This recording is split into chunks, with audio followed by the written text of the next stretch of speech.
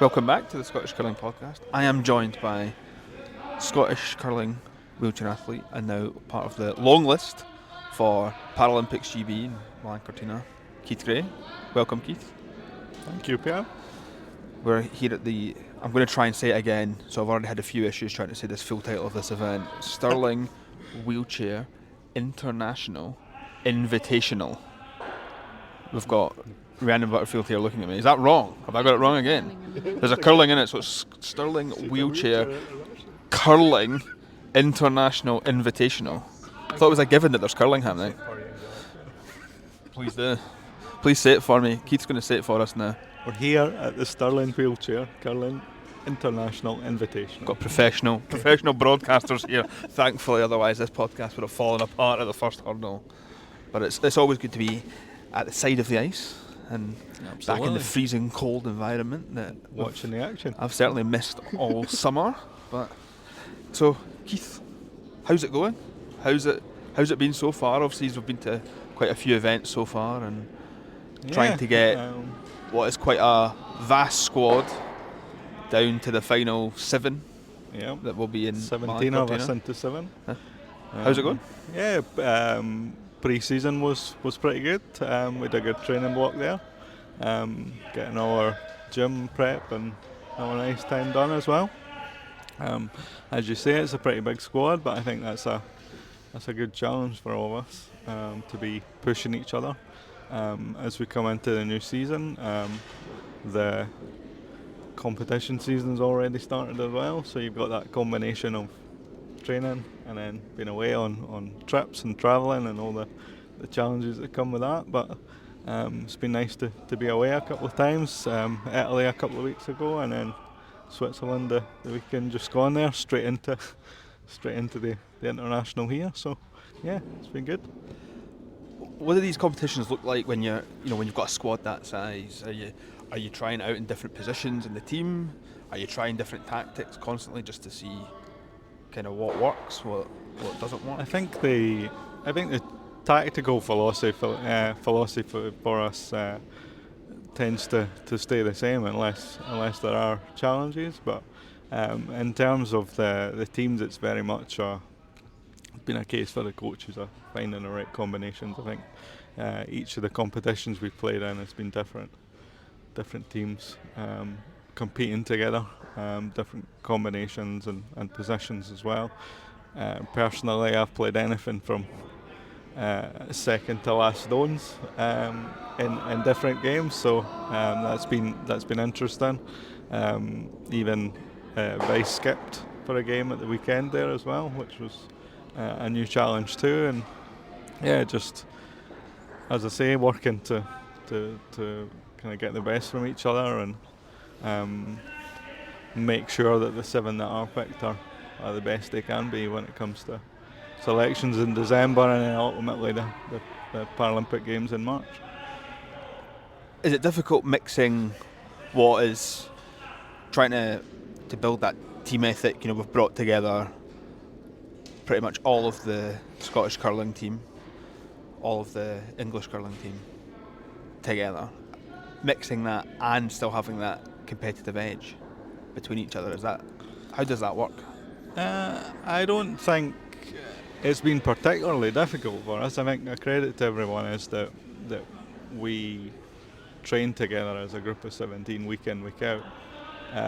Even last season in that situation where you've got that separate teams for Scotland and England in the lead up to the World Championships. At that time, for the majority of that time, we were training as a large group, and then the two teams split off closer to the World Championships. And we've done a lot of work on team culture over the last year in terms of making sure that we're in a position where those two teams can come together as Paralympics GB, and it's very much been a case that from the start of the season we've talked about we are one team for the rest of this year, and it might well be that going forward it doesn't feel like a Scotland-England divide either beyond this Paralympic year. So although again the teams will have to split for World Championship years, I think there is that ethos that we're all working together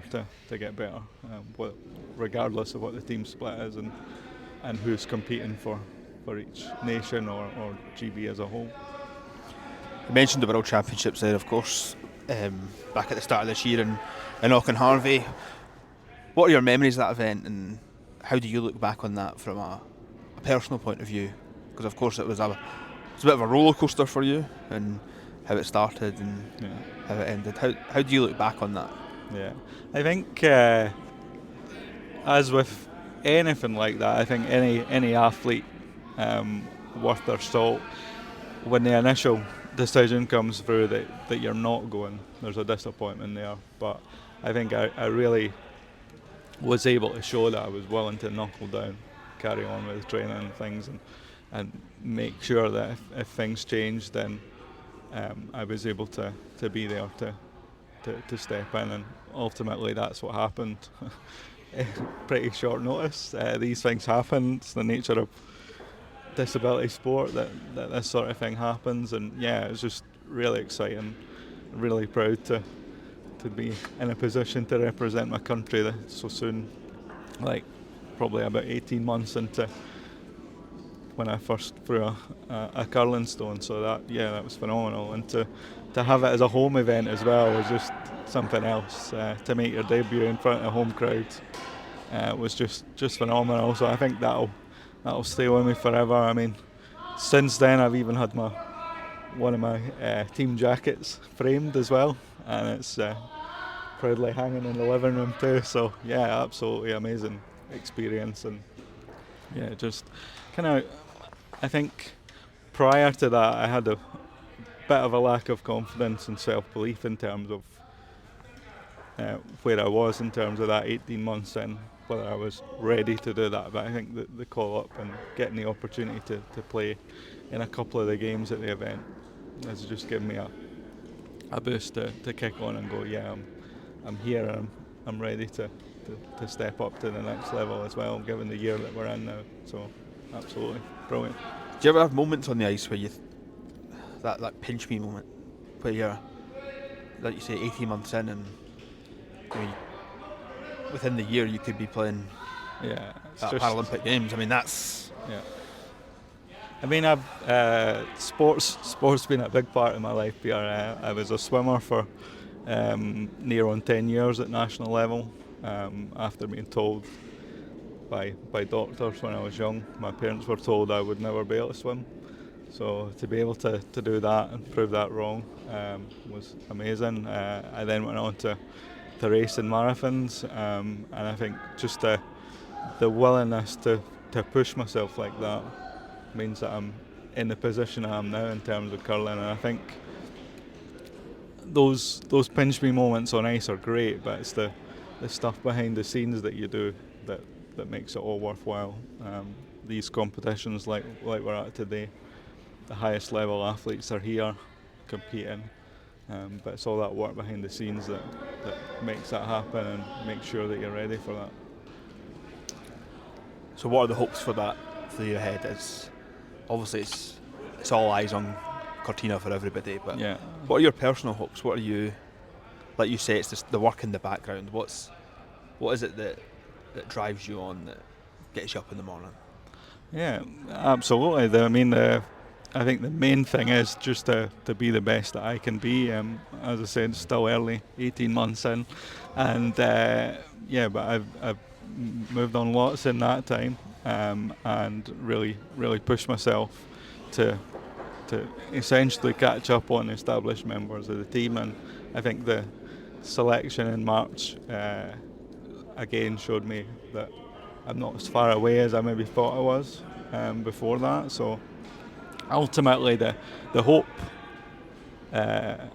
coming into the sport was that I would go to a Paralympics.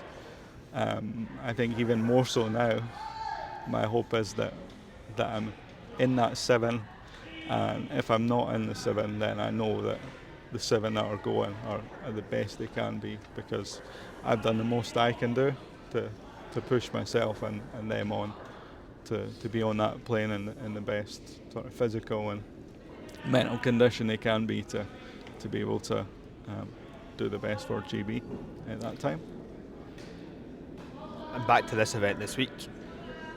Is there something different about playing in Scotland? Oh, absolutely. The sport was born here, wasn't it? So it's you can't really, you're never going to replicate that elsewhere in the world. As I said, going back to the experience at the Worlds in March was just, home crowd was absolutely phenomenal. And this just gives us another opportunity to play in front of home crowds, in front of family. And it's just incredible that they're able to see the sport at this level, so close to home, and be able to support us as much as they do. And obviously you get a bit of a up close and personal look at a lot of the potential opponents, especially absolutely. The reigning world champions are here. Yeah. Incredible to see them here. Yeah. Is that exciting? Is that daunting? I mean, I don't know if you saw China's last stone draw, that you couldn't have put down any more on the button if you I don't think I could have actually placed it any closer. How is that? Do you have to sort of close that off, and what is that? How do you use that mindset to look at that and go, we can still beat that? Because for me, as a sort of normal, average person, which none of you are, I'd be terrified. Well, I think first of all, it's incredible to have them here. I believe it's the first time they've come to this event in a number of years at least, and it is great to be able to get the opportunity to play against them. Obviously the draw shot is important for every team, but I think if we cast our mind back to March as well, we opened the World Championships with a draw match against China, and we beat them. So it's just, you have to take it as it comes, really, as those games go, and just do the best that you can do. Stick to the tactics of our game, not getting drawn into anything else, and take the opportunities that we get, and we did in that situation, and I would hope that we'd be able to build on that if that situation comes up again. Yeah. Okay, that's brilliant. Thanks for joining us. I'll ask you, we do have some questions we always ask our guests. Quick fire round, some nice quick fire fun questions. Red or yellow stones? Red always. Who is the funniest teammate you've ever played with? And why? The funniest teammate. I say and why because sometimes I've had people say they were funny in all the wrong ways. Okay. I think you've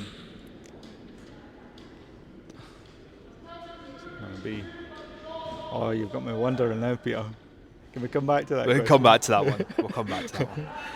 Who is the hardest opponent you've ever faced? Individual.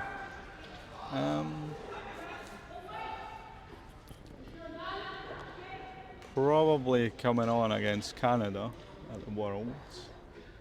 Not a direct opponent, but Mark Idison. That's funnily the second time we've had that answer. Okay, I'm not surprised at all. Yeah, the man is just incredible. Given his level of injury, it's just phenomenal what he's able to do on the ice rink. And yeah, kudos to him. Where is your favourite place to curl? Not country, I want a specific location. Okay. This is probably gonna sound odd, but probably our training centre. You know, the NCA. Yeah, absolutely, the NCA. We're fortunate to have that funded by the local council and other organisations, and the facilities that we have. When we compare those to other locations around the world that we travel to, we're just phenomenally lucky to have that facility and be able to train in there. And yeah, just absolutely amazing. I think before I started travelling internationally, the NCA and this venue we're here today were the only places that I'd actually caroled at. So yeah, it holds a special place for me. And I'm sure the ice at Auchenharvey's also Absolutely. got somewhere at the back there. But I travelled internationally Yeah. before then. So. And blank ends. How do you feel about blank ends? Because it's at the Scottish Curling Podcast, we love them. We would like to see the perfect game of curling of 7 in this match's case, blank ends, and then a 1. That's our dream. I'm not sure I agree, Peter. I'm like, yeah, I don't mind a blank end at the beginning of a game. Tend to be at the beginning of a game, don't they? And just gives the teams an opportunity to understand what's going on the ice. And yeah, but I think to have a situation where there's practically no stones on the ice is maybe not the most exciting situation to have. So yeah, I would tend to politely disagree with you. Well, I'm sure somewhere Nick Solskjaer of the Grand Slam of curling is smiling greatly at that comment. Oh, Keith. Got to choose my friends, Keith. Keith, thanks for joining us. Thank you. Cheers.